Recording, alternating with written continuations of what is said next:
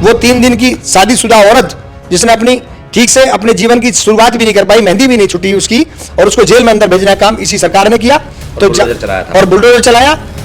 कोई भी समाज का आदमी हो तो जो सरकार पर आरोप प्रत्यारोप लगाए जाते हैं जनता के द्वारा, वो बिल्कुल सही बैठते हैं ऐसी जगह देखने पर कि जहां किसी अन्य समाज के, दबंग समाज के लोगों के द्वारा अपराध किया जाता है। तो सरकार दो तरफा राजनीति करने का जो काम करती है, एक समाज की अनदेखी कर देती है और एक समाज के खिलाफ बुलडोजर चलाने का काम करती है। तो बुलडोजर से न्याय किसी को ना प्राप्त हुआ आज तक, ना होगा।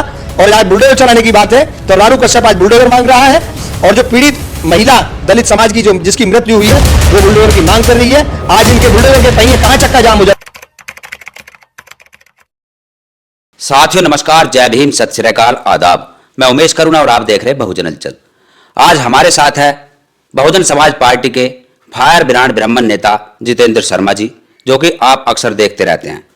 आज हम बात करेंगे जो कि उत्तर प्रदेश के मेरठ जिले के सरदना विधानसभा में जो एक कृत्य हुआ, जिसमें कि एक दलित समाज की महिला को मौत के घाट उतार दिया गया था। उसके बाद उसकी बेटी का अपहरण करके हालांकि बरामदगी हो गई।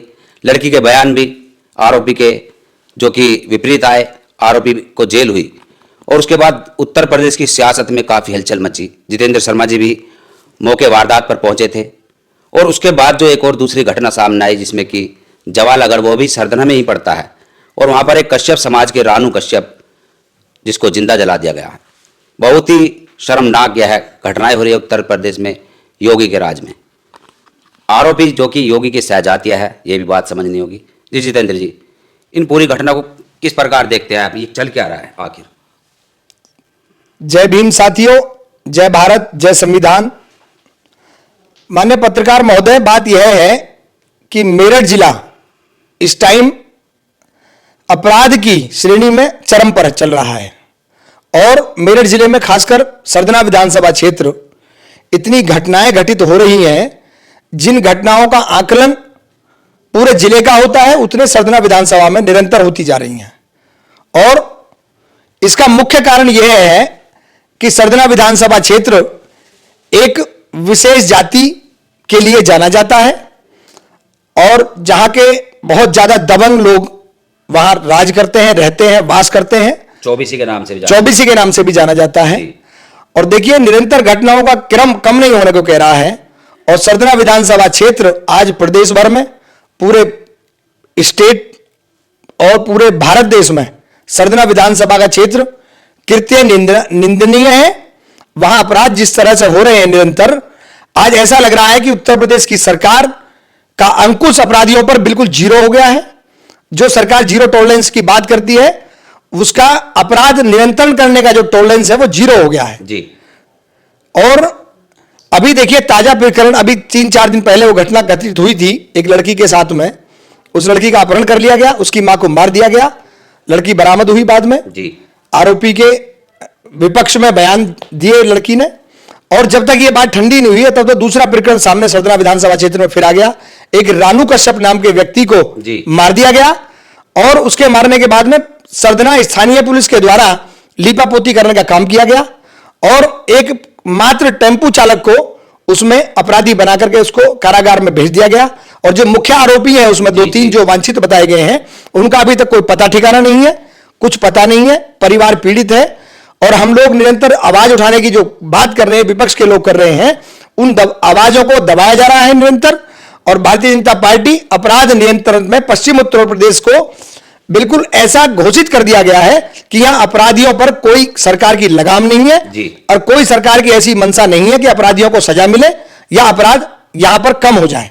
आपकी पार्टी की सुप्रीमो जो कि बहन कुमारी मायावती जी ने भी एक ट्वीट किया, बहुत गंभीर ट्वीट है।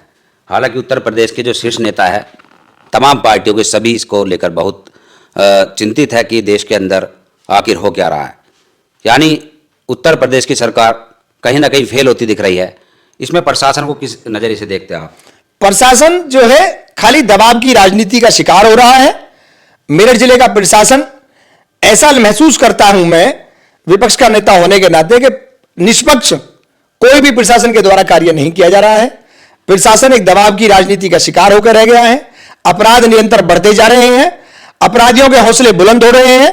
एक लड़की की मां को 8:15 बजे दिन में सुबह मार दिया जाता है, उस लड़की का अपहरण कर दिया जाता है, तीसरे दिन वो लड़की बरामद होती है। तो इस बात से यह प्रतीत होता है कि मेरठ जिले का प्रशासन और शासन पूरी तरह से फेल होता नजर आ रहा है। यहां अपराधियों के हौसले बुलंद हैं और एक सामान्य व्यक्ति का जीवन जीना दुश्वार हो गया है जी, जिसमें भारतीय जनता पार्टी की कार्यनीति बिल्कुल विफल नजर आ रही है। यदि विपक्ष दबाव न बनाता वहां पर, जैसे कि सरदना के विधायक अतुल प्रधान और तमाम पार्टियों के वहां नेता पहुंचे, तो लगता कि लीपापोती चल रही थी वहां पर, प्रेम प्रसंग से भी जोड़ा जा रहा था मामले को। देखिए, अनेक प्रकारों के वहां एजेंडे चलाए गए। किसी ने प्रेम प्रसंग का कहानी बताई, किसी ने कुछ बताया, किसी ने बताया परिवार की गलती थी, पीड़ित परिवार की गलती थी। लेकिन दूध का दूध पानी का पानी हुआ। लड़की ने आकर के उस लड़के के खिलाफ बयान दिए और वो जो गंदी राजनीति करने का लोग जो काम कर रहे थे उनके ऊपर तमाचा मार करके उस लड़की ने बिल्कुल निष्पक्ष बयान दिए और कानून का सहारा लेकर के उन लोगों ने, पीड़ित परिवार ने अपनी बात रखी जी। तो आज की स्थिति यह है, लीपापोती का काम। अब ये जो रानू कश्यप का जो मामला हुआ है, अगर उस लड़की का मामला भी ऐसी दबाने की कोशिश की जाती तो क्या होता जी। तो जनता ने आक्रोश पैदा हुआ, जनता के अंदर विपक्ष ने इस मुद्दे को बहुत ज्यादा उठाया। उसी की वो आज कार्यशैली है कि जो पीड़ित परिवार को न्याय मिलने की उम्मीद हम लोगों को जगी है। कानून का खौफ नहीं दिख रहा है, इस बात से यह भी लगाया जा सकता अनुमान, क्योंकि जो आपसी झगड़े होते हैं उनको समाधान करने के लिए पुलिस है और कोर्ट है, लेकिन खुद ही फैसले ऑन द स्पॉट कर लेते हैं लोग और उसके बाद में फिर लीपापोती होती है, कहते हैं कि उसकी गलती थी, उसकी गलती थी, इस प्रकार की बातें होती है।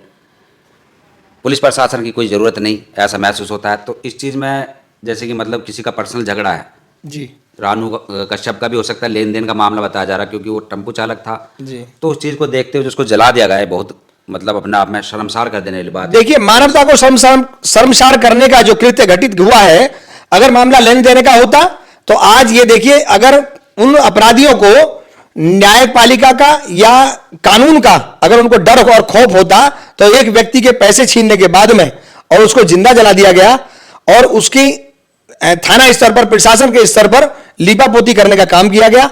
आज ये 5 जनवरी का, शायद मुझे ज्ञात है 5 जनवरी की घटना घटित हुई है और आज 15, 16, 14 जनवरी, 15 जनवरी के आसपास, 14 जनवरी को आज ये इसका पटाक्षेप जो है करने का काम कर रही है पुलिस। तो ये कहीं ना कहीं दिखाता है, दर्शाता है कि कहीं ना कहीं दबाव में पुलिस प्रशासन मेरठ का काम कर रहा है।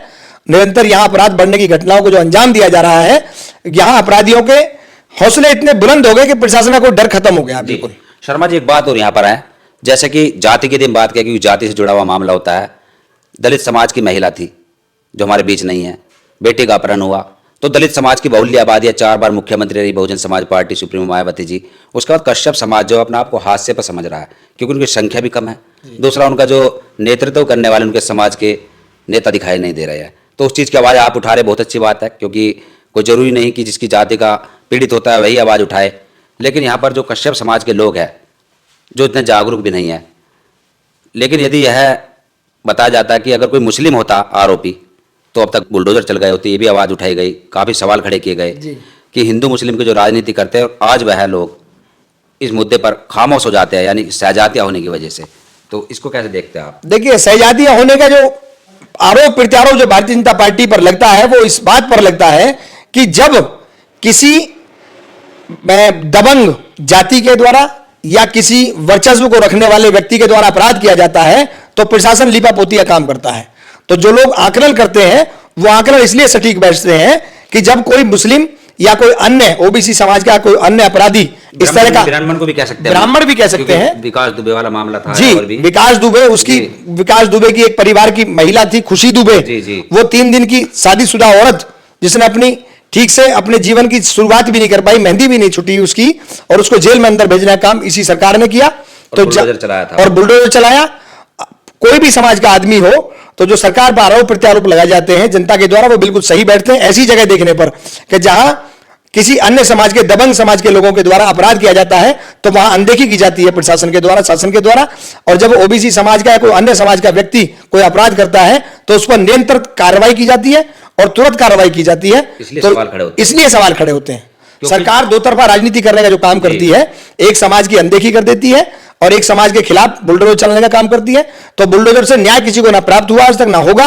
और आज बुलडोजर चलाने की बात है तो रानू कश्यप आज बुलडोजर मांग रहा है और जो पीड़ित महिला दलित समाज की जो जिसकी मृत्यु हुई है वो बुलडोजर की मांग कर रही है। आज इनके बुलडोजर के पहिए कहां चक्का जाम हो जाता है और जब किसी अन्य समाज के द्वारा अपराध किया जाता है किसी व्यक्ति के द्वारा, तो बुलडोजर भी चलता है, उनकी कुर्कियां भी होती हैं और उनके परिवार को, लोगों को घसीट करके थाने के अंदर बंद किया जाता है, उन्हें प्रताड़ित किया जाता है। जी, तो यहाँ पर सबसे बड़ी बात यही है जो कि विश्लेषण किया गया है कि उत्तर प्रदेश के अंदर योगी आदित्यनाथ जी की सरकार है, जो कि ठाकुर है, वह खुद भी कह चुके हैं कि मैं गर्व करता हूँ मैं क्षत्रिय हूँ, यानी कि एक विशेष समुदाय का वर्चस्व ऊपर रखने के लिए, अन्य उनके लिए और कुछ भी नहीं है। जो इंसाफ की बात होती है, न्याय की बात होती है, तो जब उनकी सहजातियाँ होते हैं तो वहाँ पर वह लिपापोती करते दिखाई देते हैं, और जब अन्य होते हैं तो वहाँ बुलडोजर भी चलते हैं, एनकाउंटर भी होते हैं। इस प्रकार के इसलिए सवाल खड़े किए जाते हैं क्योंकि ये लोकतंत्र के लिए बहुत ही ज़्यादा खतरा है। लोकतंत्र में सबको समानता है, सबके साथ बराबर का न्याय होना चाहिए, इसलिए सवाल खड़े होते हैं। और इस वीडियो को देखने के बाद आपकी जो भी प्रतिक्रिया है कमेंट्स बॉक्स में अपनी राय जरूर दें और देखते रहिए बहुजन हलचल। धन्यवाद।